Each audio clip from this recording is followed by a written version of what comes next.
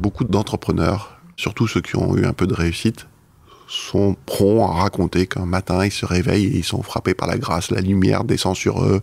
Et moi, franchement, si un jour la lumière était descendue sur moi, la grâce divine, je serais dans le business de la religion, quoi. Je ne ferais pas dans la tech.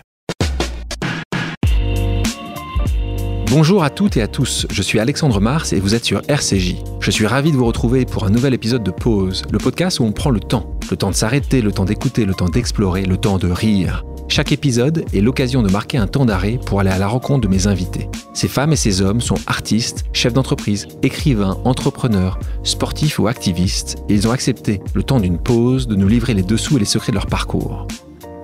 L'expression « je te fais un Lydia » a totalement intégré le langage courant, et ça c'est grâce à mon invité d'aujourd'hui, le cofondateur de Lydia. Né à Marseille, il grandit près de la mer avant de monter sur Paris pour ses études. S'il pense d'abord à se consacrer à une carrière en marketing international dans le luxe, c'est finalement vers le monde informatique qu'il trouvera sa voie avant que l'entrepreneuriat ne l'appelle. En 2013, il se lance dans la grande aventure de solutions de paiement en ligne Lydia, qui s'est imposée en tant que leader dans ce domaine, avec des millions d'utilisatrices et d'utilisateurs, avec 240 millions d'euros levés et le statut de licorne à la clé. Le temps d'une pause, l'entrepreneur passionné revient avec nous sur son parcours, sa vision du monde des startups et lève le voile sur sa success story. Bonjour Cyril Chiche. Bonjour Alexandre. Comment tu vas ? Écoute, quand on est là, on peut caler bien, non ? Je le disais en introduction, tu as grandi à Marseille au sein d'une famille assez aisée puisque tes deux parents étaient médecins. Tu as un petit frère et une petite sœur. Aucun de vous trois n'est devenu médecin. Ça a été un regret de la part des parents ? Pas du tout. C'était des généralistes ? C'était des... Non, c'était des spécialistes tous les deux. D'accord. Ma mère est dermatologue, mon père cardiologue. Donc voilà. Et je crois que c'est pas très difficile de dire que c'était pour eux un vrai engagement, une passion, une mission. Enfin, ils l'ont pas fait pour gagner de l'argent, clairement pas. Et sans doute que s'ils l'avaient fait pour ça, ils s'y seraient pris très différemment. Et je suis pas sûr que le fait de grandir dans un environnement avec tellement de passion pour l'autre et finalement d'abnégation de soi au profit de l'autre, avec le téléphone de la maison, parce qu'il n'y avait pas de portable à l'époque, qui sonne la nuit pour les urgences, aller voir les patients chez eux et tout. Et ça nous a, ni à ma sœur, ni à mon frère, ni à moi, donné nécessairement envie de suivre cette carrière. On ne devait pas avoir autant la fibre qu'eux. Et donc, je pense, oui, qu'ils auraient adoré au moins un d'entre nous devienne médecin. Ils nous l'ont jamais fait ressentir, ils n'ont pas voulu de ne pas l'avoir fait, et on est tous les trois entrepreneurs dans des domaines différents, mais oui, je crois qu'ils auraient adoré. Mais donc il y a plusieurs choses là, c'est qu'en fait vous vous êtes rendu compte tous les trois que être médecin, généraliste ou spécialiste, si tu le fais comme l'immense majorité des médecins le font, c'est que tu es dédié aux autres, littéralement. Oui. Donc un petit peu moins à ta famille, ce qui faisait quand même, ils étaient quand même très souvent avec les patients. La chose la plus essentielle n'était pas forcément que vous, c'était aussi leur travail qui était alors, non les seulement autres. Ça m'a marqué, mais ça m'a marqué très jeune. Et je vais te raconter une histoire qu'on m'a racontée, parce que je ne m'en souviens plus, j'étais tout petit, j'avais 5 ans. Et un jour, ma mère me retrouve avec un petit sac sur le pas de la porte de l'appartement familial. Et elle me dit, où est-ce que tu vas ? Et je lui dis, je m'en vais parce que, bon, visiblement, vous n'êtes jamais là, et donc ça sert à rien que je reste là. Donc je pense que ça lui a un peu crevé le cœur. Ça a donné lieu sûrement à quelques discussions après, sans moi, et je suis pas parti. Je suis parti quelques années plus tard. Disons que ça m'aura pris 14 ans de plus pour le faire. Mais oui, c'est quelque chose que j'ai ressenti visiblement très tôt. Pas comme un abandon, parce qu'on a eu la chance d'être très entouré dans une famille qui était pour le moins très famille. Mais au sens famille élargie, la famille nucléaire était très proche, et la famille oncle-tante, c'était la famille nucléaire, parents, grands-parents, tout le monde vivait ensemble, littéralement, c'est-à-dire qu'on allait, les grands-parents venaient dormir chez nous, on allait dormir chez les grands-parents, mes amis allaient déjeuner chez mes grands-parents sans moi, tu vois, c'était vraiment genre, c'est vraiment la famille très, très proche et très, très serrée, donc on n'a jamais manqué de ça. Mais c'est entendu que pour nous, c'était un métier qui nécessitait que tu t'abandonnes véritablement, non pas à l'autre, mais à chacun des autres. Et ça, c'était quelque chose que sans doute nous, on n'était pas prêts à assumer. Alors là, on parle de liberté, parce que c'est vrai que souvent, on voit l'entrepreneuriat comme une source peut-être d'être libre, une volonté d'être libre. Moi, souvent, quand j'ai des discussions avec des gens qui sont pas encore entrepreneurs ou qui sont pas encore lancés, et je leur pose parfois les questions, une de leurs réactions, c'est comme ça, je vais avoir ma liberté. Cyril, est-ce que tu considères que avoir été entrepreneur, des années, encore une fois, tu as pris quelques années, est-ce que tu considères que ça t'a apporté cette liberté, ou est-ce que justement tu penses que c'est une fausse liberté parce que tu as des clients, tu as des actionnaires, des salariés, des collaboratrices, des collaborateurs? C'est pas la liberté de faire tout ce que tu veux à chaque seconde. Je crois que personne n'a ça. C'est un mythe, c'est un fantasme. C'est ça. Hein. Ça n'existe pas. Ou alors, si ça existe, mais à une période où tu ne t'en rends pas compte. Quand tu es jeune et insouciant et que tu es effectivement en train de dire, tiens, quelle est la prochaine bêtise que je vais pouvoir faire, mais tu n'en as pas conscience à ce moment-là. Et encore. Et donc, cette liberté-là, c'est la liberté de faire des choix forts, structurants, en toute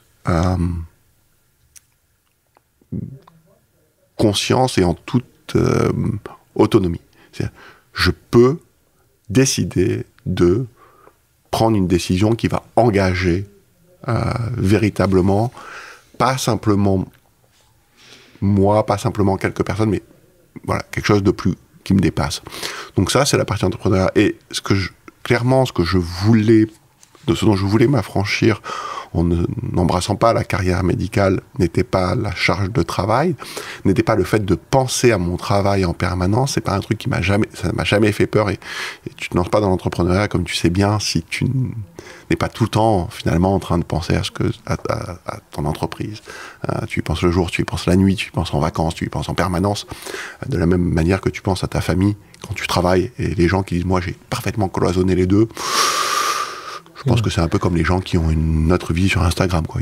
Ils sont plusieurs dans leur tête, ouais. C'est pas. C'est un peu un mensonge. Mais oui, c'est un peu un mensonge. Tout le monde pense à tout en permanence. Et la réalité, c'est que ce que je voulais pas avoir et ce qui était trop lourd pour moi, c'est porter la charge mentale de la maladie et la souffrance des autres. Et ça, c'était trop.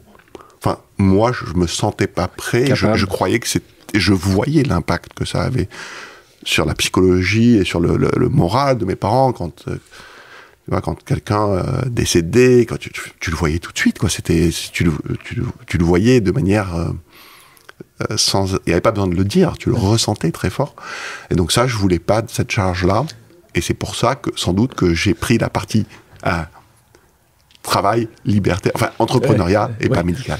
Il y a quand même une grande liberté que moi je constate et dont je me réjouis chaque jour, c'est la liberté de choisir avec qui tu travailles. Et ça, c'est quand même exceptionnel. Tu te trompes souvent, d'ailleurs. Tu t'es souvent trompé dans les gens que tu as choisis. Tu t'améliores au fil des années? Non. C'est arrivé encore de te tromper? Oui. Et je suis certain que finalement, si j'étais le meilleur recruteur, je serais recruteur. C'est ton métier. Voilà, c'est ça. Ce serait mon métier. J'aurais monté une entreprise de recrutement. Et donc, clairement, je ne suis pas le meilleur recruteur. Je sais, par l'expérience, identifier des gens avec qui je vais pouvoir bien travailler. Des gens avec qui je vais être aligné sur les valeurs. Et je crois que le meilleur exemple de ça, c'est mon association avec Antoine Porte, mon associé dans Lydia. Parce que effectivement, on a fait un travail pendant 6 mois d'apprendre à se connaître et de s'assurer qu'on était très compatibles. 15 ans après ou 13 ans après, on est encore très proches. Donc Antoine, ton cofondateur, on y reviendra dans quelques minutes. Mais des erreurs de casting, on en fait régulièrement. Non, pas souvent, mais régulièrement. Quand même. Rassure-nous. Oui et non, parce que oui et non, parce qu'en fait, tu n'es toujours que toi-même et peut-être une meilleure version de toi-même au fur et à mesure du temps. Mais on apprend quand même. On apprend de quelques erreurs potentielles. Les grosses bêtises. Les grosses bêtises, tu t'es un peu amélioré. Tu t'es un peu quand même amélioré. Je disais qu'on parlait d'école à Marseille. Tu n'étais pas un bourreau de travail, c'est ce que j'ai compris à l'école. Bon, tu avais des facilités, donc ça te permettait de passer assez bien quand même dans les classes supérieures. Ce que j'ai compris, c'est que ta passion était plus dans l'art, le design, que forcément dans les maths et les langues étrangères. D'où ça venait, ça? Parce que tu as des parents qui sont en profession libérale médecin. Qu'est-ce qui t'a, tu sais, qu'est-ce qui t'a apporté ça ou... J'en ai pas la moindre idée. Tu sais pas? Pas du tout. Mais vraiment pas. Non, j'ai pas grandi dans un environnement où l'art était très présent d'une quelconque manière. Je crois que c'était plus une fibre personnelle, individuelle. Mais jamais un seul moment, quand tu avais 14, 15 ans, 16 ans, tu t'es dit tu allais être designer, architecte? Non, alors j'avais assez jeune, je me suis rendu compte que j'avais des capacités en termes de dessin, mais ça c'est dès la 6e, qui étaient très limitées par rapport à beaucoup d'élèves dans ma classe. Donc ce chemin du design... Tu l'as dit très rapidement. Je pense qu'au bout de la 2e semaine de cours de dessin en 6e, j'avais déjà mis une croix dessus. Et pourtant, un de mes rêves à cette époque-là, c'était d'allier le design avec la technologie. Et c'était d'aller étudier à l'Art Center College of Design, qui était à cette époque-là le grand institut de formation de ceux qui allaient être les grands designers automobiles notamment. Mais en 6e, en 5e? Ouais. Mais d'où tu avais trouvé même ce centre? Comment tu avais trouvé cette information? Il y a bien quelqu'un qui t'en a parlé. Tu sais pas? Je ne saurais pas te dire. C'était pas tout à fait il y a 2 ans, ouais. On va parler de ces études, on va parler de 6e. Je te propose maintenant une pause amicale. Le principe est simple, j'ai demandé à quelqu'un qui te connaît de te poser une question. On l'écoute. Bonjour Cyril, j'espère que tu vas bien. Comme tu sais, plusieurs de nos copains de notre classe de lycée sont devenus des entrepreneurs. Penses-tu que notre éducation ou notre enfance ait un lien avec ce nombre élevé d'entrepreneurs? Question 2.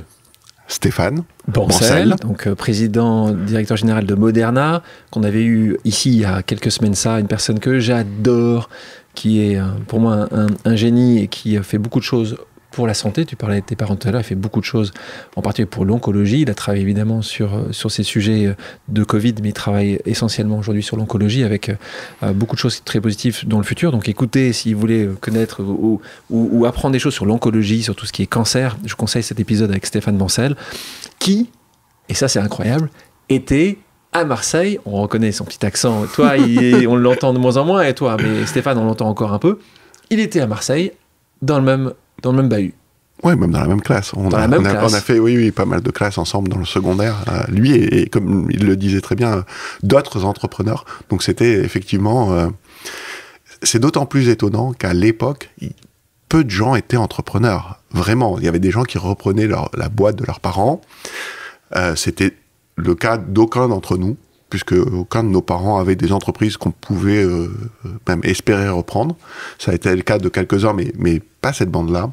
Et on a tous créé des entreprises. Pour certains, ça a pris un peu plus de temps. Pour d'autres, ils l'ont fait tout de suite, ou assez vite. Mais c'est vrai qu'il y a une chose qui est assez évidente, c'est qu'il y a quelque chose de, quand même, une fibre commune dans la manière d'adresser les sujets qu'on voit dans la société et cette envie d'aller chercher des solutions à des problèmes. Et ça, clairement, oui, c'est quelque chose qui vient de cette éducation-là. De cette éducation... et d'aller... Oui, alors quand on dit éducation, il faut comprendre. Hein. Là, tu es chez les Jésuites, donc Stéphane nous en avait parlé. Donc l'éducation, c'est que là, tu rentres dans un monde très nouveau pour toi, parce que tu rentres en 6e, dans un monde où toi, tu viens du public. Absolument. Tu n'es pas, sans le cacher, de confession chrétienne. Et donc, tu te retrouves dans un monde absolument nouveau pour toi. Et la question est là, est-ce que tu penses que cette éducation jésuite a participé à cette volonté d'entreprendre, ou pas du tout? C'est juste étonnant, bizarre, que plusieurs d'entre vous ont extrêmement bien réussi, venant de Marseille, ce qui est, encore une fois, on n'est pas dans le... Non, c'est clair. C'est l'arrondissement de Paris. Non. Je crois que ça a contribué, mais je crois aussi que cette éducation jésuite, elle ne vient, comme toutes les éducations, que renforcer quelque chose qui est déjà là. C'est la fameuse théorie de Nietzsche qui est que tu ne peux jamais être que la meilleure version de toi-même. Tu vois, tu ne peux pas être autre chose que toi. Et donc, si tu n'as pas ça en toi, tu peux faire toute l'éducation de tout ce que tu veux. À la fin, tu l'auras pas, quoi.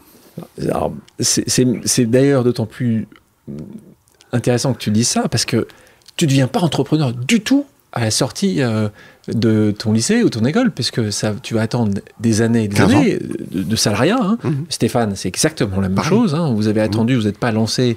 Peut-être que ce serait différent aujourd'hui, quelques années plus tard. Mais en tout cas, à l'époque, tu rentres, donc là, tu as le bac en poche, tu pars à Paris, ça y est, hop, je te vois, tu prends le train, tu vas à Paris. Là, tu vas passer tes études à l'IEG. Et là, tu te dis, il y a deux sujets. Pour toi, tu dis la finance ou le marketing. Hein, c'était un peu ce que tu disais comme possibilité. L'école de commerce. L'école de commerce, classique. L'école de commerce, finance, marketing à l'époque. Grand corporate, en tout cas. Et là, en fait, ça se passe pas comme ça. Pourquoi ça se passe pas comme ça? Parce que les stages n'étaient pas rémunérés, parce que c'est pas ça qui t'intéresse, parce que tu trouves autre chose que tu trouves plus passionnant. Ça m'intéresse, ça me passionne. J'adore le sujet, mais j'avais eu la chance de pouvoir, grâce à mes parents, faire ce cycle multinational qu'on appelait à l'ISG, qui faisait un tour du monde pendant la seconde année. Et donc 5 mois aux États-Unis, à New York, 5 mois en Asie, à une période qui était très particulière dans notre histoire contemporaine, qui est les quelques années qui ont suivi la chute du mur de Berlin, le démantèlement de l'URSS, l'ouverture aussi de la Chine, et donc la fin de Hong Kong anglais. Et donc, j'ai vu tout ça à un âge qui était, tu vois, j'avais 20 ans, et donc soudainement, c'était la mondialisation heureuse. Alors, si on regarde l'actualité aujourd'hui, on sent bien que ça s'est un peu renversé comme sujet, mais à l'époque, c'était vraiment ça. Et il était possible, pour la première fois depuis des décennies, au moins la Première Guerre mondiale, pour des jeunes Français d'aller parcourir le monde de manière relativement simple, alors onéreuse, mais simple, et sans danger. Et ça, c'est exceptionnel, parce que, évidemment, ça confronte à l'altérité, à la culture, et ça t'oblige à l'autonomie. Parce que tu te retrouves dans des environnements qui sont pas hostiles d'un point de vue sécuritaire, mais hostiles d'un point de vue culturel. Nouveau, clairement, c'est nouveau, complète. Mais tu vois, t'arrives à l'époque, il n'y a pas d'Internet, il n'y a pas d'Airbnb, il n'y a rien. Tu arrives à New York, il faut que tu trouves un appartement. Bon, bah, il faut acheter le journal, des petites annonces et se mettre dans une cabine téléphonique et appeler des gens, quoi. Bonjour, je parle pas anglais, je veux bien louer votre appartement. Voilà. Tu dois te débrouiller, quoi. C'est la débrouille, en fait. Et tout comme ça, une fois que tu as l'appartement, il faut que tu fasses installer la ligne téléphonique, tu vois, parce qu'il n'y a pas de choix, et ainsi de suite. Et donc, tout est à la fois bien, quand même, un peu encadré par la partie scolaire, et donc, la troisième année, c'est un stage. Toute l'année, avec des cours le week-end. Et moi, évidemment, postule à toutes les boîtes du luxe et de la mode qui ont un peu un nom, et j'envoie des lettres de motivation et des CV manuscrits, évidemment, à l'époque, quoi. Les lettres de motivation, les CV, je les quand même pas, mais... et là, j'ai quelques entretiens qui se passent bien, et on me propose des stages non rémunérés. Et là, finalement, la loi s'est transformée pour que ça devienne interdit plus tard, et la preuve que ça n'avait pas beaucoup de sens. Mais à l'époque, c'était toutes ces maisons-là considéraient que c'était la chance que tu avais, la chance de l'étudiant de faire incroyable de pouvoir. Et moi, je m'étais dit, si on me rémunère pas, c'est quand même faire des tâches qui n'ont aucune valeur. Et faire des cafés dans une grande maison de luxe ou faire des cafés n'importe où, ça m'intéresse pas. Et donc, il faut que je trouve un autre stage. Et là, par tout un tas comme toujours, de réseaux, de connexions, je finis par me retrouver dans une entreprise informatique, mais une entreprise de 5 personnes qui venaient de se monter. Donc, j'étais pas entrepreneur, mais j'étais clairement dans la start-up. À l'époque, on n'appelait pas une start-up. Donc, ça s'appelle Nirtech. C'est un éditeur spécialisé dans le stockage de données, c'est ça? Donc là... Mais qui commence, hein. On est bien loin du luxe, là. Hein. Ah oui, je te confirme. Là, on est bien loin. Mais pour toi, c'était important, d'être payé, c'était important. C'était indispensable. C'était indispensable. Ah oui. C'était indispensable parce que tu en avais besoin. Non, c'était parce que tu considérais que c'était quasiment insultant de demander du travail sans être rémunéré. C'était tout à fait la deuxième partie, puisque, comme tu l'as compris, j'avais la chance d'avoir une famille qui venait de financer une année à l'étranger à grands frais. Et donc, ils auraient pu financer un peu plus, et ils l'auraient fait, même si ça leur avait demandé des sacrifices, ce qu'ils ont toujours fait. Alors, Nirtech grandit, ça se passe plutôt bien, ils te gardent. Ouais. Ça aussi, c'est un point important. Ouais, Les bien stagiaires qui restent. Ouais. Là, tu restes 1 année, 2 années, 3 années. Ils t'envoient aux États-Unis. Donc, Ouais. à ce moment-là, tu savais un peu mieux parler anglais. Donc, c'était plus simple C'est ça. pour pouvoir trouver ton appartement et mettre ta ligne téléphonique. Et donc là, ça fait quoi, 7 ans 7 ans chez eux. Ça se termine mal. C'est quoi L'explosion de la bulle Internet. Ouais, c'est ça. Ouais. Sauf que là, on est en 2001, donc ils avaient levé de l'argent. Tu avais vu de près ce qui se passait ou vous n'avez pas levé d'argent? Comment ça se passait? Beaucoup d'argent levé. Beaucoup d'argent levé. Finalement, il a été décidé lors d'un conseil d'administration de se séparer du dirigeant fondateur et la recherche et le CEO qui a été trouvé pour le remplacer a expliqué aux administrateurs qu'il fallait vraiment des Américains, quoi. Et donc, ils ont décidé de licencier toute l'entreprise. 100% de l'effectif. 100% de l'effectif, dont moi, évidemment, puisque je faisais partie de cet effectif-là. Et alors, ça a été fait d'une manière qui était plus ou moins bien, mais on s'en foutait il y a longtemps. Tu étais encore à New York à ce moment-là. Et j'étais encore à New York, mais grosso modo, on m'explique qu'à la fin du mois d'août, je n'aurais plus d'appartement à New York, et que donc, il fallait que je rentre à Paris, puisqu'on n'avait plus besoin de moi aux États-Unis, assez logiquement, parce qu'il n'y avait plus besoin de personne. Et donc, je rentre à Paris, mais c'est en 2001, et j'étais déprimé. Mais attends, vraiment, tu imagines, là, tu as fait 7 ans comme dans cette entreprise, tu es jeune, tu n'es pas fondateur. Que de la montée. Tu montes petit à petit. Même l'entreprise, que de la montée. Tu te projetais que 10 ans, 5 ans, 20 ans ou... Ah ouais. Ouais. Tu aurais pu faire ta carrière dans cette entreprise. J'en sais rien. Mais t'étais chez toi. Ouais, t'étais en tout cas, j'avais pas mal à la tête. Tu rentres, t'es déprimé. Ouais. T'es encore plus déprimé parce que le mois d'après où tu es rentré, on est en septembre. C'est ça, 11 jours après, je suis moins déprimé du coup. T'es moins déprimé. T'es déprimé parce que sur l'impact que ça a sur le monde. Je suis effondré par ce qui se passe. Mais pour toi, tu dis juste c'est peut-être une bonne chose de ne pas être là-bas, quoi. Moi, je crois beaucoup dans le timing. Je crois que c'est vraiment... la vie, c'est beaucoup ça. Vos bureaux étaient où, à New York? Le bureau était dans ce qui est le building de Chelsea Market, qui venait d'ouvrir, qui était cette ancienne usine de cookies Oreo, et qui est toujours un bâtiment assez sympathique. Qui est très beau. Mais dans le sud de Manhattan. Pas loin à quelques encablures de... Et j'habitais très près du bureau, qui n'était pas désagréable non plus. Mais effectivement, la vie qui était exceptionnelle, l'énergie qui était exceptionnelle à New York, à la fois quand j'étais étudiant et quand j'y suis retourné pour le travail, soudainement, ça s'est complètement éteint. Et le monde parisien de l'époque, en tout cas dans le monde de la tech, est très différent du monde d'aujourd'hui. On est encore une fois dans ces années-là, début des années 2000, on est bien loin de ce qu'on connaît aujourd'hui, où il y a une effervescence complète, où il y a beaucoup d'internationaux qui sont en France, il y a beaucoup de financement, beaucoup de startups, le monde a changé. Il y a 20 ans, donc tu reviens ici, là, il ne se passe pas grand-chose. Non, mais le fondateur de Nirtech dit moi je vais remonter une boîte, puisque bon, c'était pas la première, et ça sera...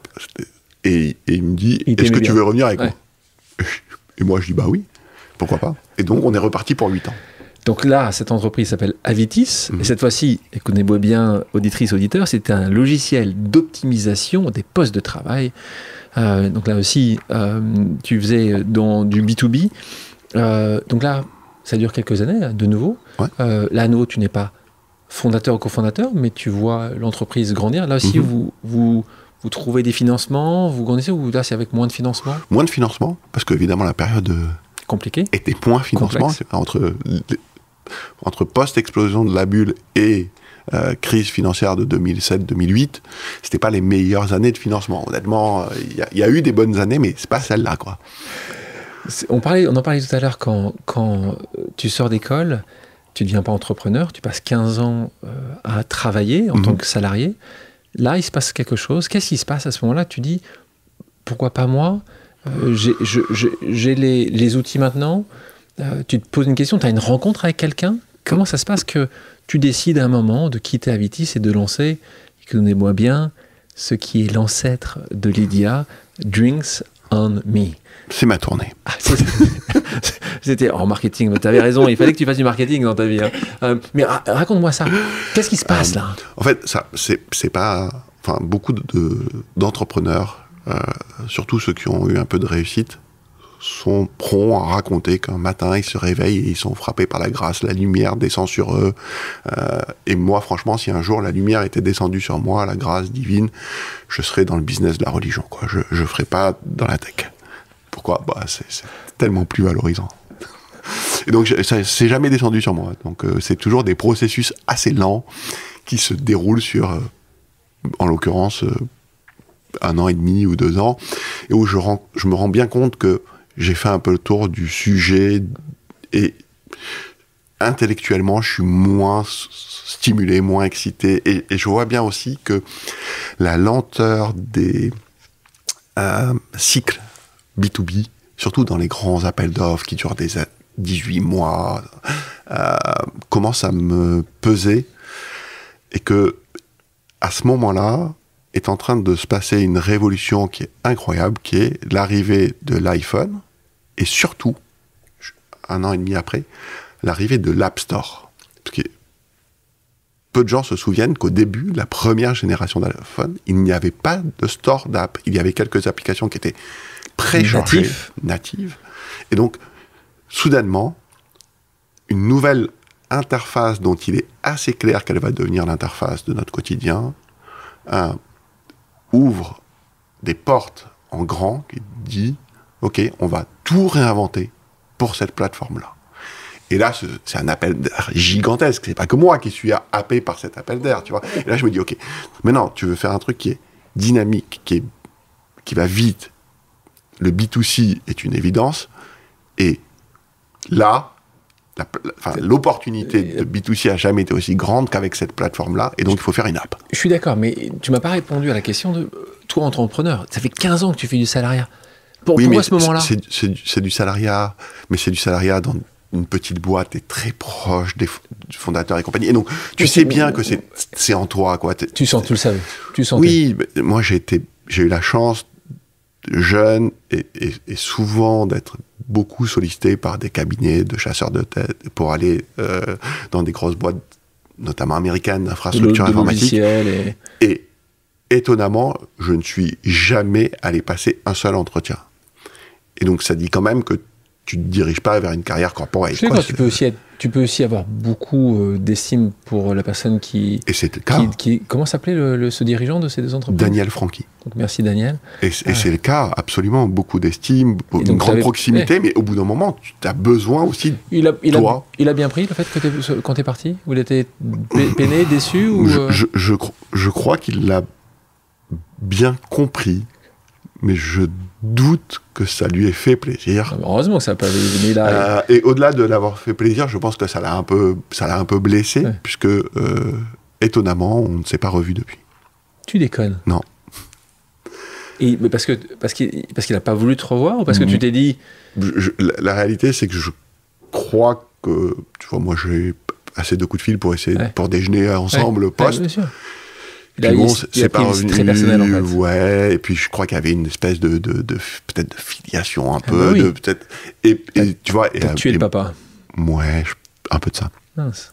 Daniel, merci Daniel. Ça n'enlève rien à la... Bien sûr, et puis 15 ans à côté de lui, je suis sûr qu'il y a beaucoup de choses que tu as apprises à faire, parfois pas forcément toujours à faire. Donc, à faire et à ne pas faire. Hein. Les deux, bien sûr. Tu apprends tous les jours des erreurs comme des réussites. Donc, le marketeur que tu es se déchaîne et donc trouve ce magnifique nom de Drinks on Me. Donc, le point ME que tu avais sur le quel pays Macédoine. Macédoine. Donc, c'était Drinks on Me, point ME. Tu avais fait une liste d'entreprises potentielles que tu allais pouvoir développer à travers cette plateforme qui se lançait, qui était l'App Store, ou pour toi c'était forcément un système de paiement plus facile pour les bars. Tu avais plusieurs choix. Ah non, ça aurait vraiment pu être n'importe quoi. Ah d'accord. Ça aurait vraiment pu être n'importe quoi. Et ce qui s'est passé, c'est que, encore une fois, c'est un process qui prend du temps. Et puis à un moment, comme tu es dans une recherche vraiment active, tu t'intéresses à ce qui se passe un peu partout, tu regardes ce qui se passe un peu partout, tu lis, tu essayes de comprendre qu'est-ce qui se passe dans le monde du mobile, des applications mobiles, ailleurs qu'en France, parce que en France, c'est entendu, il se passe rien. On vient de commencer, donc ça le truc a 5 minutes. Et là, je me rends compte que au Kenya, les gens qui n'ont évidemment pas d'iPhone et pas de compte bancaire non plus, payent de manière massive avec leur feature phone, avec leur téléphone 3310, et une technologie très basique basée sur le SMS avec une solution qui s'appelle M-Pesa, qui veut à la fois dire l'argent. En Swahili, donc c'est M-Pesa, donc c'est la solution qui est en Afrique de l'Est à ce moment-là. Au Kenya seulement. C'est la solution de Safaricom, l'opérateur dominant mobile du Kenya, qui appartient à Vodafone, et qui transforme la société, mais littéralement d'une manière totale, y compris sur des problèmes endémiques que la loi n'avait jamais réussi, comme la corruption, comme l'insécurité dans la rue. Parce que donc toi, tu vois ça. Et je me dis, waouh, nous, ça fait 10 ans qu'on nous explique que demain, on va pouvoir payer avec notre téléphone, parce que ça, la réalité, c'est que des rapports de Gartner qui disaient, ça arrive. Et des tests avec Nokia sur des vending machines Coca-Cola, ça fait 10 ans que ça existe. Tous les ans, il y allait en avoir l'année prochaine. Mais bon, ça faisait 10 ans que c'était l'année prochaine aussi. Et là, je me dis, waouh, ce truc est fou. Mais moi, je connais rien à tout ça. Donc, je connais rien aux applications. Je connais rien je suis pas tech. Je connais rien au paiement. Mais je me dis, s'il y a moyen de faire quelque chose là-dedans, c'est dingue. Et un de ces fameux amis de cette fameuse école marseillaise, qui est aujourd'hui notre président du conseil d'administration de Lydia, et entrepreneur. Qui a monté un magnifique société de gestion qui s'appelle Sycomore. Voilà. Me dit, j'étais à San Diego, et j'ai vu une application d'un mec qui a fait ça, c'est un étudiant de University of San Diego, pour payer dans les bars autour avec des discounts et tout, machin. J'ai dit, bah, vas-y, envoie-moi, montre-moi. Le truc s'appelait BoozBucks. Donc, tu vois, Drinks on Me, c'était drôle, mais le mec avait quand même fait une application qui s'appelait de l'argent pour picoler. Donc, c'était encore un cran plus loin. Et je regarde ça, et à ce moment-là, j'étais en train de voir comment ne pas avoir besoin de faire toute la lourdeur administrative d'un agrément bancaire, en tout cas de paiement, avant de commencer, parce que tu sais même pas si ça va marcher, tu vois, il y a personne qui a réussi à faire du paiement avec son téléphone, et donc l'ambition est vraiment de faire du paiement avec le téléphone, mais il faut commencer quelque part, et il faut commencer par un endroit où on peut le faire sans avoir toute la lourdeur. Et donc je commence par regarder quelles sont les exemptions. Qu'est-ce qu'on peut faire sans avoir ce fameux sésame? Et je me rends compte qu'il existe 2 exemptions possibles. La première, c'est faire des paiements dans un environnement d'un réseau d'acceptation qui est privé. C'est ce qu'avait fait avec Génie les Trigano, Club Med avec les boules en plastique. C'est un argent privé, tu peux faire ce que tu veux. Tu peux Coca-Cola, oui, 2 jaunes, 1 blanche. Ok, si tu veux. Et donc là, il n'y a aucun problème. Tu n'as besoin d'aucune acceptation parce que c'est chez toi. Mais nous, moi, des réseaux d'acceptation, j'en avais 0, tu vois. Donc, je suis pas McDonald's, je suis pas le Club Med, donc j'ai rien. Et donc, cette option-là n'existe pas. Il existe une autre option qui est la vente d'un seul produit dans un réseau d'acceptation ouvert. Et là, d'un coup, ça connecte avec cette histoire de bar. Pourquoi? Parce qu'un réseau d'acceptation ouvert, les bars, c'est pas mal. C'est un seul produit. C'est un seul produit. Et là, on fait un coupon de 20 € de boisson, qui est un seul produit, qui s'appelle un drink on. Donc c'était un coupon de 20 €. C'est ça. Produit. Et donc un seul produit dans un réseau ouvert qui permet de tester et la partie technologique et la partie appétence et qu'est-ce qui fonctionne pas, les problèmes de réseau, de connexion, tu vois, parce qu'on est en 2011. Quel est le premier bar que tu vas voir? Tu te souviens? Celui qui a fait confiance en premier. On va voir des bars, tu vois, à l'époque, on était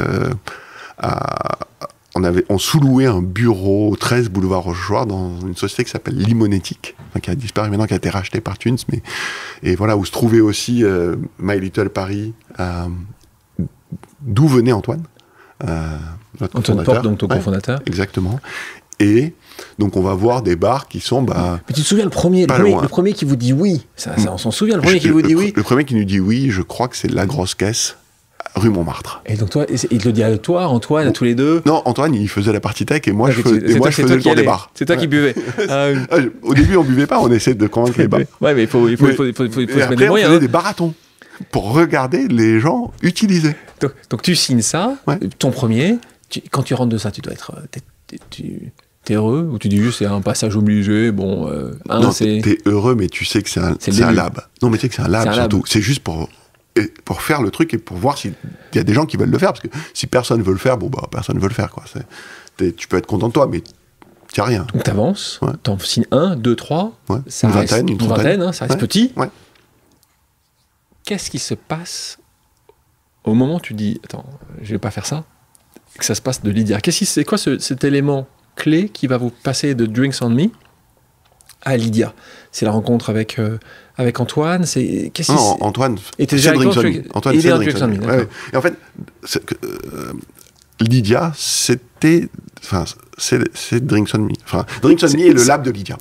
Drinks on Me, ça nous prend quelques mois à faire juste pour tester. Après, on fait des marathons avec des gens comme enfin, tout un tas aujourd'hui des gens qui sont devenus des entrepreneurs, le début de l'écosystème entrepreneur tech parisien, et on voit comment ça se passe, et le lendemain on rentre au bureau et on change tout, et à chaque fois que tu ouvres cette application, il n'y a plus rien à voir avec la veille. Enfin, Donc le grand chamboulement, donc ça dure quelques mois, ça, et puis on le laisse tourner, et tout de suite on commence à travailler sur Lydia. Donc on commence à travailler sur le setup réglementaire, trouver des partenaires qui veulent bien nous apporter leur licence, trouver des partenaires techniques pour faire et faire du paiement pour tout. À quel moment l'idée de Lydia est arrivée? C'est quand tu... Au début. Au début, donc c'est Lydia l'idée et Drinks on Me un produit. Exactement. Ou l'inverse? Non, Lydia l'idée et Drinks on Me un test pour pouvoir bénéficier d'une exemption. Donc Lydia a été créée avant Drinks on Me? C'est la même entreprise. On n'a pas changé d'entreprise. On a créé une entreprise pour faire du paiement mobile. Au début, on l'a appelé Drinks on Me. Et puis, après, on l'a renommé Lydia. Changé Lydia, d'accord. Mais Ok. l'intention était de faire du paiement mobile dans les commerces. D'accord, pas que dans les bars. Au départ, c'est pas que les bars? Au départ, on l'a fait que dans les bars pour cette raison D'accord, précise. de lab, tu dis. Mais au l'exemption. début, tu pensais pas faire, bon, on va faire 500 bars, 1000 bars, 2000 bars, c'est ça qu'on ferait? Non, mais si tu vas faire les bars, tu vas faire les restaurants. Si tu vas faire les restaurants, il n'y a aucune raison de s'arrêter au bar. Ça serait vraiment... On va bizarre. Booze Back, c'est pour demander ceux qui sont devenus. Non, mais lui, il a rien fait. C'était un étudiant pour picoler moins cher dans le bar où il allait avec ses potes. Il a fait autre chose. C'est un choix. Oui, c'était... Donc, C'est un outil. le moment où tu vois un vrai effet de levier, c'est cette association étudiante qui voit son intérêt. Est-ce que tu as vu un moment où il y a eu un passage à un autre niveau où ça a été régulier? Ou est-ce qu'il y a un moment quand même où il s'est passé quelque chose? Ah non, il s'est passé plusieurs choses. La première chose, c'est qu'on a quand même travaillé pendant 2 ans, donc entre septembre 2011 et l'été 2013, début d'été 2013, à fabriquer Lydia. Il y a eu quelques mois sur Drink on Me, mais la plupart du temps, c'était Lydia quand même. Avec la sincère intention de faire un outil pour commencer pour tous les pros qui n'acceptaient pas la carte. Il y en avait beaucoup. Donc les taxis, les médecins, tous les indépendants, les électriciens, plombiers, kinésithérapeutes, enfin, j'en passe, et des meilleurs, qui n'acceptaient pas la carte à l'époque. Et le taxi, c'était vraiment le cas le plus pénible pour tout le monde. Et donc là, on s'est dit, tout le monde a un smartphone ou va l'avoir. Et donc, faisons une application qui est hyper simple, où tu scannes un QR code, Donc on avait bien rodé notre coup de QR code avec Drinks on Me. On voyait que les bars, c'est un environnement qui est vraiment très compliqué techniquement. Les gens sont pas toujours en forme. Il y a pas le réseau. Il y a le réseau, la lumière, l'eau. Enfin, tu vois tout ce qui peut se passer, quoi. Enfin, liquide. Et donc on était bien rodé techniquement. Et donc on se dit, voilà, maintenant on va commencer avec les taxis. Et ça, on est sur notre coup, quoi. Les taxis, ça va aller bien. Et donc on sort en juillet 2013 et on commence à aller voir les taxis, mais dans la rue, quoi. Comme ça? Oui, bonjour monsieur le taxi, on va à la station de taxi, on commence par le dernier, pas le premier qui attend le client, tu vois, on commence à donner, on tape à la fenêtre, on peut vous parler de... Et le mec regarde, c'est quoi ton problème, mais quoi? Qui es-tu, monsieur? Mais pourquoi? Tu vois, ma journée n'est pas assez mauvaise, il faut qu'en plus tu viennes me raconter tes salades. Et donc on se fait, grosso modo, jeter à peu près tous les taxis à qui on parle, quelques-uns disent oui, parce que ça les amuse, 2 ou 3, quand je dis quelques-uns, c'est vraiment peu. Et puis on se dit, ok, là, à la station, ils sont vraiment pas au bon endroit, donc on va aller à un endroit où ils ont plus de temps, et donc on s'infiltre à la base arrière, à Roissy. À Roissy, oui. Et là, on se fait chasser, quoi. On se fait chasser comme des malpropres. Et donc on dit, bon, les taxis, c'est vraiment pas des gens bien, ils veulent pas payer les taxes, ils veulent faire du black.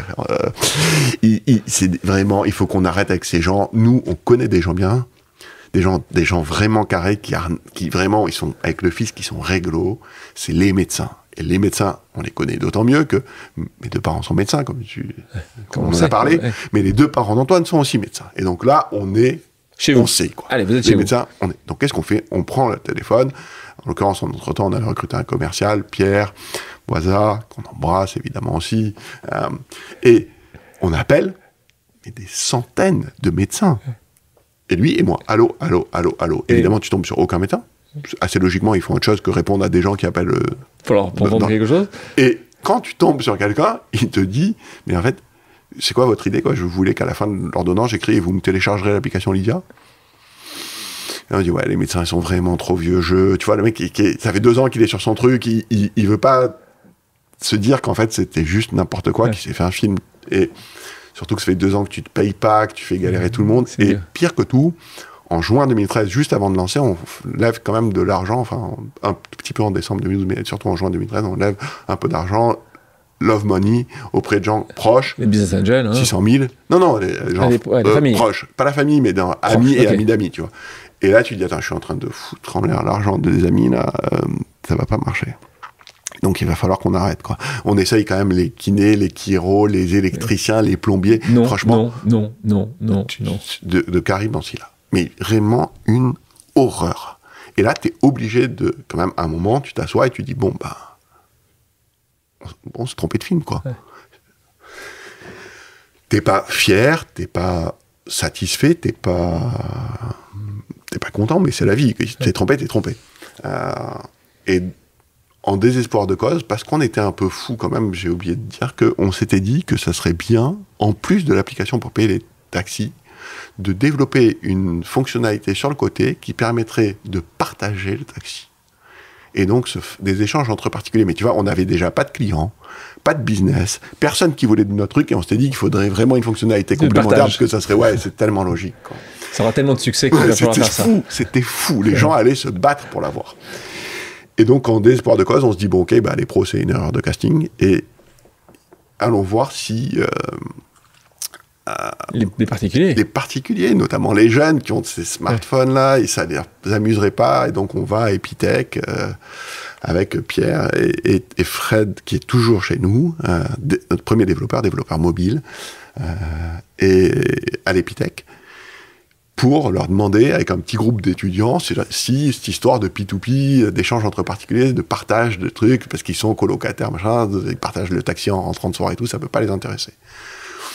Et là, ils sont enthousiastes, et il y en a un qui dit, oui, mais moi, je suis le trésorier du BDE, et tu vois, il y a 3 semaines, on a fait une soirée en sortant de boîte de nuit, on se fait piquer la recette, est-ce qu'on pourrait pas vendre les places de soirée avec votre truc? Et là, c'est Eureka. Comment il s'appelle? Et tu dois t'en souvenir. Je me souviens pas. Et là, il t'a quand même... Et là, c'est Eureka. Merci à lui. Là, tu comprends qu'en fait, le professionnel qu'on cherchait depuis des mois, c'est lui. Pourquoi? Parce qu'en fait, tous ces gens qui nous avaient dit non avant, c'est pas parce qu'ils étaient malhonnêtes avec le fisc, vieux jeu et tout. C'est juste nous, on était des imbéciles, on n'a pas compris qu'il n'y a pas un pro qui est intéressé par un système d'encaissement qui n'a pas de payeur. En fait, ça ne sert à rien. C'est un système d'encaissement génial, mais il n'y a pas de payeur. Bon, pourquoi tu veux t'exciter, quoi? Mais là, on avait le truc parfait, parce qu'en fait, l'œuf et la poule, c'est la même personne. Le mec qui encaisse, c'est un étudiant, et pas n'importe quel étudiant, le plus populaire du campus. Pourquoi? C'est lui qui fait les soirées. Et donc, là, on lui dit, bon, on va faire un truc pour toi, on va te développer tout ce que tu veux, et ça va être fou, et en plus de ça, tu peux faire de la billetterie en ligne, crois-moi, on va te régaler, et on va te donner des bières et des pizzas dans des quantités que tu n'as jamais vues de ta vie. En échange de quoi, la prochaine soirée, il n'y a que Lydia pour payer. Il n'y a pas d'autre choix. Ouais. Et donc, en 2 soirées, on avait nettoyé le campus, quoi. C'est pas... Tout le monde avait téléchargé l'application. Ouais, pas parce qu'ils voulaient payer avec leur téléphone, hein. Mais parce qu'ils voulaient aller à la soirée. Ouais. Et de là, donc là... Un autre campus. Et donc, Pierre, là, il appelle tous les campus un par un. Ouais, on va les voir. Et c'est là où Lydia devient... Ouais, l'application reine des campus. Et oui, et très vite, il s'approprie... Comme, finalement, c'est vraiment le paiement sur les campus, oui, dans les associations et tout, mais aussi les échanges entre particuliers. Ils s'approprient tellement l'usage, et c'est tellement un nouvel usage, personne ne dit, je te fais un virement avec Lydia. Non. Très vite, alors qu'on a 40 000, 50 000 utilisateurs, quelqu'un dit, ou ça se répand, je te fais un Lydia. Et là, c'est la bascule. Et ça, c'est la bascule. C'est le rêve de beaucoup d'entrepreneurs qui sont dans le B2C. Oh mon Dieu, que tellement. Tu utilises le nom de ton entreprise pour... Est-ce que tu l'as googlé? Non, mais en général, ça n'arrive qu'à des immenses entreprises qui ont déjà une grande notoriété, une base folle. Nous, on n'avait rien, on était 12. ce qu'on comprend ici, c'est que Cyril et Antoine n'étaient pas tellement préparés, en tout cas, avaient fait une étude de marché, en fait en live, tu l'avais fait dans le dur. Pas d'étude du tout. Et ce qu'on dit souvent, c'est que quand vous vous lancez, essayez un petit peu d'avoir une idée de marché, parce que là, si ce jeune de l'Épithèque BDE qui n'était pas là à ce moment-là, peut-être que tu serais... Voilà, si, heureusement, on aurait fermé. Vous aurez fermé. Et c'est là où tu te dis juste parfois, quand même, le destin est quand même assez incroyable. Question sur l'entrepreneuriat. En connaissant tout ça, tu dis, j'aurais dû me lancer plus tôt ou pas vraiment? En fait, je ne sais pas si je crois au destin au sens de fatalité, au sens tout est écrit, ça non. Ça ne fait pas partie de mon socle de croyance, mais je pense que les choses te viennent à un moment où tu es prêt pour les faire. Et donc, ça m'est pas venu avant, tu vois. Lydia, pour ceux qui ne connaissent pas, parce que c'est quelques millions de Françaises et de Français qui l'utilisent régulièrement, pour ceux qui ne connaissent pas Lydia, tu expliques comment? Alors, clairement, ce qui a fait la notoriété de Lydia, et un des usages qui est encore important aujourd'hui, c'est les échanges d'argent entre particuliers, donc pouvoir se rembourser de manière instantanée, juste en connaissant le 06, le numéro de mobile, le 0607, de la personne qu'on veut rembourser. Et donc ça, c'est quand même génial. Le tout gratuitement. Puisqu'il n'y a pas de modèle économique pour cette partie-là. Et puis, au fur et à mesure du temps, et par ajout de fonctionnalités qui avaient du sens une connexe à l'autre, finalement, petit à petit, on se dirige vers... aujourd'hui, c'est un compte courant, un livret d'épargne, possibilité de faire des investissements. Et je comprends bien, c'est une banque, en fait. Alors, on ne peut pas dire banque, parce que de manière réglementaire, il faut un agrément d'établissement de crédit pour pouvoir dire banque depuis maintenant 3 ans ou 4 ans, parce qu'avant, on pouvait dire banque. Bon, changement de doctrine. Mais on a des agréments de l'autorité de contrôle prudentiel de la Banque de France qui contrôle les banques de la même manière qu'elle contrôle les établissements. Et donc on a un établissement de paiement et une société de financement qui nous permet de faire des crédits, mais non pas avec l'argent des clients, comme les établissements de crédit, mais avec notre propre argent. Donc c'est sur votre balance sheet, donc c'est sur votre compte, votre bilan à vous. Parlons de financement. Donc financement, puisque vous êtes évidemment dans le monde de la finance, de la fintech, mais et vous-même, comment vous avez été financé? Donc on parlait de ces 40 000 personnes qui ont commencé à utiliser votre outil. La croissance a été assez rapide. Non, très lent. Ces fameux 50 000 là sont arrivés au bout d'un peu plus de 2 ans. D'accord. Donc 2 ans pour 50 000, c'est long. Entre-temps, on avait eu la chance quand même d'avoir un premier financement institutionnel en juillet 2014, donc 1 an après le lancement. Ce qui a, sans aucun doute, séduit à l'époque quelques business angels, dont certains sont très célèbres aujourd'hui, mais qui étaient leur premier investissement, par exemple Pauline Duval, que tu connais peut-être. Bien sûr. On était son premier investissement quand elle est rentrée de New York, elle aussi, et qu'elle a commencé à rejoindre le groupe familial. Mais aussi Xange, qui a créé en nous, mais aussi les fondateurs de Ogon, qui était une grosse boîte de paiement qui a été vendue. Depuis non, mais à l'époque, et ils avaient fait le plus gros exit en Europe sur les sujets de fintech. Et donc, c'est des gens qui connaissaient vraiment bien. Ouais. On n'avait pas de clients, mais ils ont cru. Et donc là... Ils ont investi un peu plus de 3 millions. Là, et donc là, dans tous ces financements, donc, combien vous avez levé en tout sur toute la... 240 millions. 240 millions. Ouais. C'est beaucoup d'argent. Ouais. Et là, ça a été des centaines et des centaines de rendez-vous. Tu me parlais tout à l'heure. Donc ça a été, toi, de prendre... à chaque fois d'y aller, de te faire la plupart du temps mettre de côté en disant ça ne nous intéresse pas. C'est 90% d'échecs pour 1% de réussite? Tu parlais d'échecs tout à l'heure? C'est à peu près ça. Pas loin. Ouais, à peu près ça. Il y a eu des tours où c'était un peu mieux que ça. Parce que vous avez fait combien de fois? Vous avez levé combien de fois de l'argent? Tu parles de tours, c'est 3, 4 fois? 6 fois. Ouais. D'accord, donc 6 fois. Et avec les derniers tours qui étaient de 100 millions, plus de 100 millions. Le dernier 100 millions.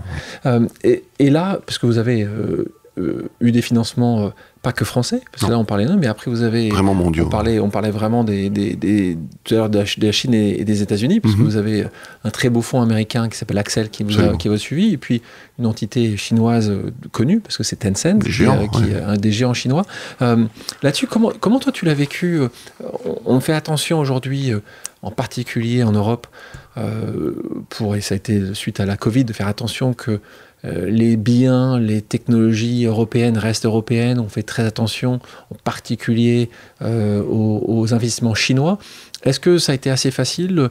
Est-ce que l'État français a essayé de bloquer ça? Parce que vous êtes quand même dans la poche de beaucoup de Françaises et de Français. Est-ce que ça a été une discussion ou pas du tout? Pas du tout. D'accord. Pas du tout. Et on m'a souvent posé cette question de savoir si nos actionnaires chinois étaient particulièrement actifs sur le business lui-même. La réalité, c'est que ce sont des professionnels de l'investissement pur et dur. Et donc, ils ne demandent rien de plus et rien de moins que leur père américain. Littéralement, rien de plus, rien de moins. Et ils ne sont d'ailleurs pas notre premier actionnaire. Il faut savoir, Tencent explique pour les gens qui sont là, c'est quand même ceux qui font le modèle de paiement un des plus utilisés ou le plus utilisé en Chine. Donc c'était pour toi. Et de fait au monde, du coup. Et donc pour toi, c'était quand même aussi un succès, certainement, dans le fait d'avoir ces gens qui connaissent si bien ton modèle, qui veulent vous soutenir. C'était un acte important aussi, non? Alors, c'est une constante, depuis le début, d'avoir eu 99% de gens qui ont fermé la porte, et le 1% qui a laissé la porte ouverte, ou parfois les 2% ou 3%, c'était toujours des gens qui connaissaient bien, d'une manière ou d'une autre, ce domaine-là, et qui comprenaient que bien qu'on n'ait pas, et à l'époque on n'en avait pas de business model, zéro, donc notre ligne de revenus, c'était zéro aussi loin que tu pouvais regarder sur la ligne, se disaient, ok, ces gens-là ont une bonne compréhension de ce qu'ils font, ils gèrent bien la boîte, donc ils sont frugaux, ils font gaffe au cash, ils ont un modèle d'acquisition très peu onéreux de clients et dans des grands volumes. Encore aujourd'hui, c'est à peu près entre 100 et 150 000 nouveaux clients chaque mois, avec un coût d'acquisition qui n'existe pas dans le secteur d'activité. Le coût d'acquisition moyen par client est inférieur à 1 euro. Ce qui est, combien, rappelle-nous, pour une banque classique, c'est combien? Plusieurs centaines d'euros. Donc ce qu'on appelle le CAC, oui. Dans le terme plutôt technologique, c'est le coût d'acquisition qui est là absolument... Voilà. Alors oui, on n'a pas de revenus. Ouais. Mais au moins, ça coûte pas cher d'avoir des clients. Non, et puis on est en train de, comme tu l'as dit, devenir un outil présent dans la poche d'une génération. Cyril, je te propose une autre pause amicale. On en parlait tout à l'heure. C'est un de tes premiers investisseurs, Cyril Bertrand, qui est un des patrons de Xange. Bonjour, mon cher Cyril. Ici Cyril d'Xange. Alors voilà ma question. Si un jour Lydia devait ouvrir des agences physiques pour toujours mieux servir ses clients, est-ce que ces agences seraient aussi innovantes, aussi nouvelles que Lydia l'a été à l'époque? C'est une question qu'on peut traiter de deux manières. Un lieu physique pour rencontrer des clients, pour échanger, pourquoi pas faire aussi peut-être un peu de pédagogie, pour expliquer les produits, parce que c'est un peu compliqué quand même le monde de la banque, tu vois, pour que des gens qui ont des difficultés puissent être aidés, un peu à la façon des je sais pas si ça existe encore, mais des Genius Bar dans les Apple Store. Mm-hmm. Évidemment. Je confirme que ça existe encore. Il y a beaucoup de gens qui en ont besoin, je pense. Évidemment. Pourquoi pas? Mais bien sûr, pourquoi pas? Enfin, c'est prévu. C'est pas prévu aujourd'hui, mais pourquoi pas? Enfin, il n'y a pas de raison de fuir le contact humain. Au contraire, tu vois, on fait un guichet physique. Mais un lieu physique pour réaliser des opérations bancaires, honnêtement, c'est pas le sens de l'histoire, et c'est clairement pas le sens de notre histoire. Merci pour la question, Cyril. Mais surtout, voilà, c'est ça. On veut embrasser très fort Cyril, parce que Cyril est le premier, on va dire Xange, l'équipe Xange, mais notamment Cyril, puisque c'est lui qui a représenté Xange après pendant des années au board de Lydia. C'est le premier fonds d'investissement qui s'est dit, ces gens-là ont l'air parfaitement fous, mais on va leur confier une partie de notre argent, enfin de l'argent qui nous a été confié, et peut-être qu'ils vont en faire quelque chose, et c'est des investisseurs de conviction, et ils ont fait 1000 paris, et ils ont montré que c'était des vrais investisseurs de capital à risque, et pour ça, il faut les remercier. En effet, pour ceux qui prennent ces risques-là, donc merci Cyril et merci l'équipe d'Xange. L'intelligence artificielle, on en parlait tout à l'heure rapidement. Par rapport à ton métier, tu vois des endroits faciles pour pouvoir l'utiliser? Tu l'utilises déjà? Tu vois ça comme un risque? Tu vois plutôt ça comme une opportunité? Alors, comme on le disait tout à l'heure, moi, je ne vois jamais de risque dans les outils. Les outils sont des outils, c'est ce que tu en fais exactement. Donc, si par intelligence artificielle, on prend toute la grande famille de l'intelligence artificielle, notamment tout ce qui est machine learning et compagnie, alors oui, on utilise ces technologies-là depuis au moins 6 ans maintenant, ou 5 ou 6 ans chez Lydia, notamment pour les sujets liés à la lutte contre la fraude, bien sûr, liés à au service client pour la détection d'intention dans les messages qui nous sont envoyés, pour la catégorisation, pour le traitement des réclamations, pour le traitement. Enfin, donc c'est des technologies qu'on utilise de manière très large chez l'IA et depuis longtemps. Et pour ce qui est de l'IA générative, pour les large language models, c'est des choses qu'on est en train de tester en ce moment sur effectivement plusieurs sujets, mais c'est, on va dire, aujourd'hui à l'échelle de test et pas encore à l'échelle de production. Quel projet ça pourrait être Typiquement sur service client, mais aussi sur du développement informatique. Ça fait un certain nombre d'années maintenant, plus de 10 ans que tu co-diriges avec Antoine Lydia. Beaucoup de questions se posent sur la fin d'un chapitre. Pour toi, tu imagines encore aujourd'hui Lydia pendant 10 ans, 20 ans? Tu te dis, il y a un moment ou un autre, il faudra que ça soit plus indépendant, que ça soit racheté par un groupe? Ce qu'on s'est toujours dit, c'est qu'on espérait pouvoir être le début d'une très grande histoire. De la même manière que nombre de fondateurs d'entreprises n'ont jamais vu la fin de leur entreprise parce qu'elle continue à se développer longtemps après qu'ils ont disparu. Et on a pas mal à la tête avec ça. On est content d'être je ne sais pas s'il y avait un monsieur qui a créé la Banque nationale de Paris et qui n'a jamais vu le groupe BNP Paribas. C'est pas grave, finalement. Et on utilise une métaphore pour ça. Chez nous, on dit qu'on construit une cathédrale. Et que comme Antoni Gaudi, peut-être son nom est resté dans l'histoire, mais clairement, il n'a pas vu la fin de la Sagrada Familia, quoi. Il a vu quelques immeubles, mais la Sagrada Familia, c'est non. Qui est la cathédrale à Barcelone. Voilà. Notre ambition n'est pas de vendre Lydia. On ne construit pas Lydia pour vendre Lydia et pour faire une opération financière. Est-ce que, pour autant, cette chose-là peut arriver? Parce que, n'oublions pas, notre ambition, c'est de faire quelque chose, pas de faire de l'argent. L'argent est une conséquence. Et donc, si on trouve par un schéma industriel, un jour, une possibilité plus certaine de réussir cette ambition, alors, évidemment, si la contrepartie financière est là aussi, on le fera.